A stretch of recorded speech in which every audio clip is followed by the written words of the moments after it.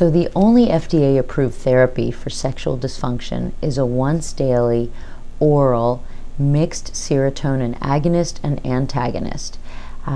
It's a little bit confusing how it works, but just remember that sexual function is not only mediated by sex steroid hormones, estrogen and testosterone, but also by neurotransmitters dopamine, norepinephrine, and serotonin. Dopamine and norepinephrine tend to promote sexual desire and interest, whereas serotonin tends to reduce it.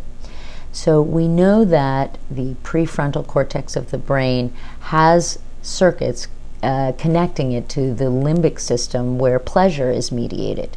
And we know that if we can affect the downstream release of norepinephrine and dopamine and inhibit serotonin, we can hopefully, theoretically, augment the desire and the interest in sex for women.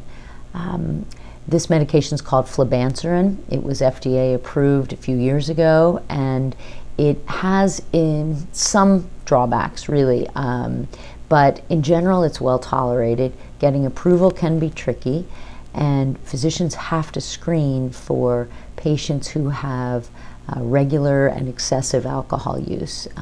It can lower blood pressure and has been shown to lower blood pressure in women who consume large amounts of alcohol on a regular basis.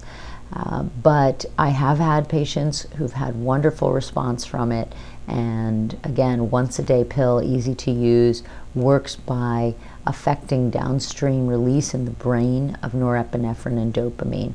And hopefully other physicians will try to give it a try when they think of it, if they uncover female sexual dysfunction, because it doesn't involve a lot of risk, it doesn't involve a lot of